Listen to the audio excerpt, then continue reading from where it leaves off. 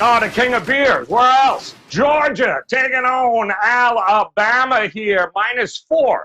Georgia opened up, and we all know that, well, that didn't last long over there. Total 53 as the opening total as well. And again, 4 o'clock on Saturday, guys. This will be the SEC championship. We don't need to tell you what's at stake here, much as the dominoes will fall on this Friday and Saturday. And Trig, let's take a look at this game here. Alabama taking on Kirby Smart, another assistant.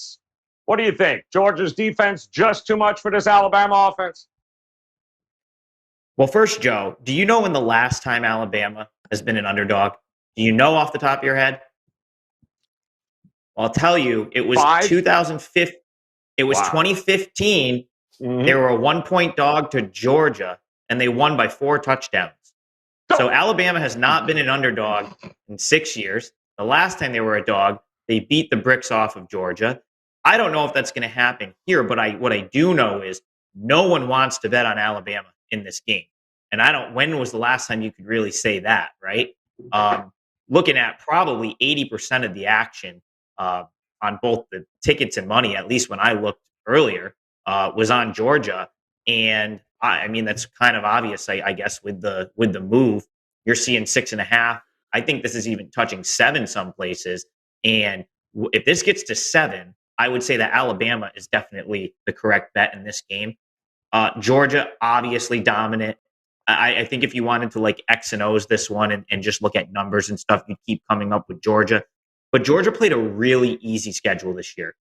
I actually gave out Georgia to win the national championship on the very first episode of The Hustle. I gave it out at 8-1. And I said, you know what? They really have 2 big games all year.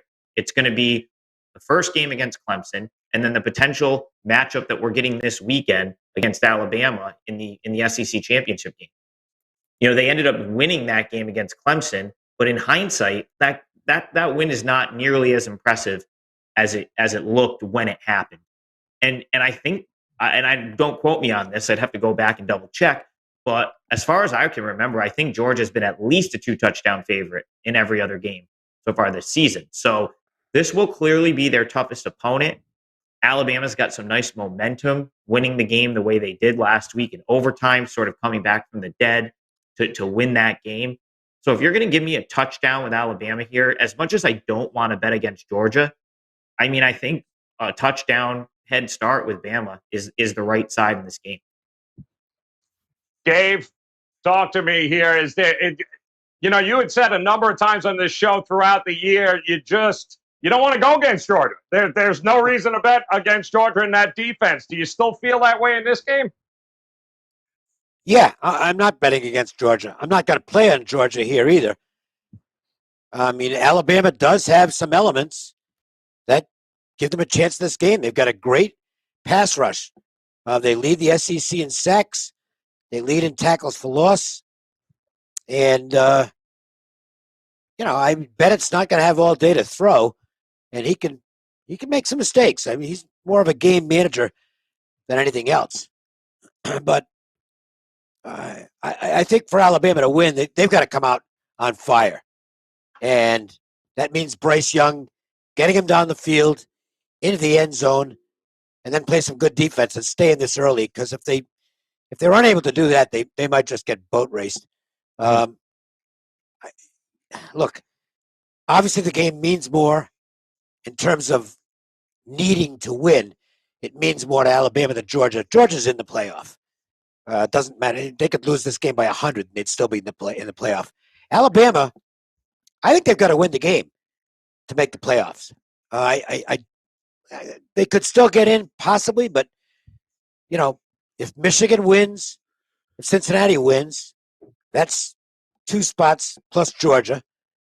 I think Notre Dame or Oklahoma State is in the mix if Alabama loses. So, I mean, Alabama really needs a win here, or at least a very respectable loss. I don't think they can stay for 40 minutes. For 60 minutes with Georgia, and that's the problem I have with backing Alabama. I think they're going to be in the game, but at some point, you just think Georgia's going to do some stuff defensively that'll turn the tide. It's just a guess. If I had to, I'm not. I've got 5 games I'm betting, and we're going to talk about some of them on this show. I'm not going to bet this. I guess I lean Alabama, but I made my mind up earlier. I'm not going to bet against Georgia, and I'm not going to bet against Georgia here. It's a great point he brings up here, Rob, where Georgia in the back of their heads, they know they're in the playoff here, regardless, right? I don't know if that comes into play or not, but it's the reality of the situation here. So Saban taking on another former assistant. He lost to Jimbo already this year. That never happens. Could it happen twice in a row? My guess would be, Joe, that Georgia, knowing that they're in the 14 playoff, makes no difference to them at all. To take Alabama out at the knees probably means more to them than, hey, we're in it. So I'd expect maximum effort out of both sides. When I first looked at this game, and just to start this way, my power ratings made Georgia 7.5.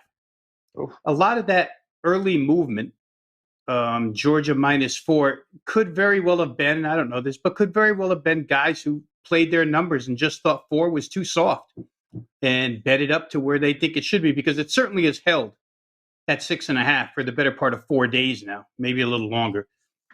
That seems to be the right number here. We'll see what happens as we get closer to kickoff. 3 common opponents played by both: Florida, Arkansas, Auburn. Georgia goes 3-0 against those teams against the spread. Alabama goes 0-3 against those teams against the spread. They're life and death with Florida, 31-29. Alabama is. We saw what happened last week against Auburn. And then Arkansas, 42-35. All 3 of those games very, very close. Probably a reason why, public bettors would like Georgia here, because Georgia destroyed all 3 of those teams, not even close. If you look inside the statistics of those games, though, guys, Alabama played better than the final results would indicate in some instances. I mean, they've got over 600 yards against Arkansas. And last week, even counting overtime, Auburn didn't even gain 200 total yards of offense. So the defense played well. I want to get to what Dave was talking about with the pass rush of Alabama.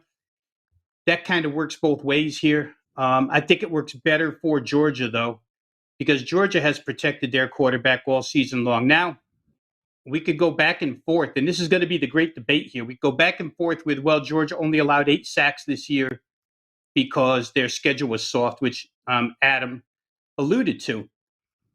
Was their schedule that soft? Is that the reason for this record, or are they just that good? That's the side of the fence. You got to line up on either side of that fence. While they protected their quarterback, Alabama didn't. I mean, Bryce Young's the guy in my mind who won't have time to throw here. Alabama, number 108 in the nation, allowing 35 sacks. And what's worse is they allowed 29 of those 35 to SEC teams. And the other 6 are given up to like Mercer, New Mexico State, Southern Miss, while they're garbage non-conference games. But when they got into conference, Bryce Young got hit and Stetson Bennett didn't.